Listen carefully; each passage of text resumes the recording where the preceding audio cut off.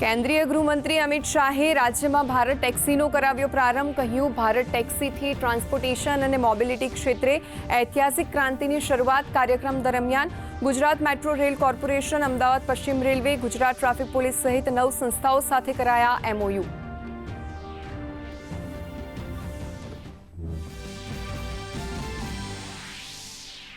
Gandhinagar circuit house ખાતે કેન્દ્રીય ગૃહમંત્રીના અધ્યક્ષ સ્થાને મળી દિશાની બેઠક. ખેડૂતોને આર્થિક રીતે સદ્ધર બનાવવા દરેક ખેડૂતો માટે ઓછામાં ઓછા 2 પશુધન વસાવી શકે તેવી વ્યવસ્થા કરવા પર મૂક્યો ભાર. તો દીકરીઓનો ડ્રોપ આઉટ રેશિયો ઘટાડવા 3-4 ગામદીઠ ક્લસ્ટર શાળા બનાવવાનું કર્યું સૂચન.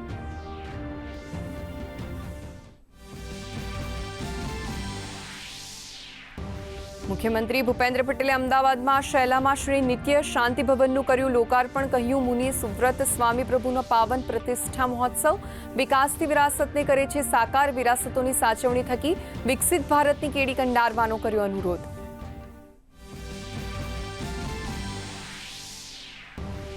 પ્રધાનમંત્રી નરેન્દ્ર મોદી 3 દિવસના સેશેલ્સના પ્રવાસે. પ્રધાનમંત્રીનું એરપોર્ટ પર કરાયું સ્વાગત. PM અને સેશેલ્સના રાષ્ટ્રપતિએ બોટનિક ગાર્ડનની મુલાકાત લઈ કર્યું બીજરોપણ.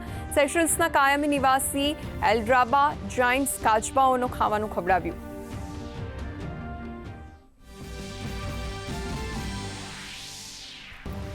વેનેઝુએલામાં આજે પણ અનુભવાયા તીવ્ર આફ્ટર શોક્સ. મૃતકોની સંખ્યા 900 પાર.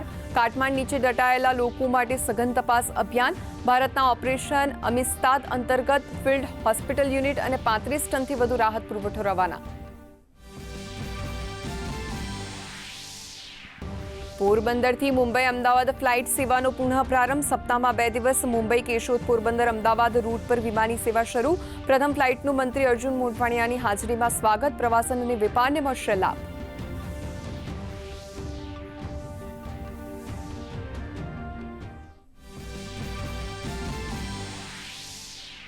અમદાવાદમાં ફાયર સેફટીના ભંગ બદલ કડક કાર્યવાહી. ફાયર વિભાગે કુલ 154 હોટલો અને 62 શૈક્ષણિક સંસ્થાઓને ફટકારી નોટિસ.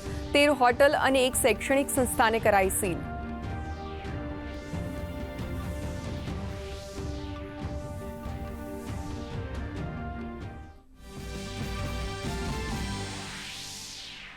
કપડવંજમાં ફટાકડાની ફેક્ટરીમાં પ્રચંડ બ્લાસ્ટનો મામલો. દુર્ઘટના બાબતે કપડવંજ ટાઉન પોલીસ મથકમાં નોંધાઈ ફરિયાદ.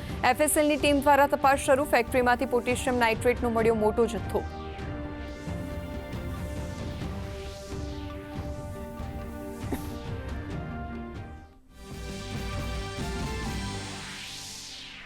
ગુજરાતમાં ચોમાસાની ગતિ પડી ધીમી. આગામી 7 દિવસ હળવાથી મધ્યમ વરસાદની આગાહી. આજે દાહોદ, વડોદરા, નર્મદા, નવસારી, ડાંગ, અમરેલી, ભાવનગરમાં હળવા ઝાપટાની આગાહી. તો અંબાજીમાં ધીમી ધારે વરસાદ.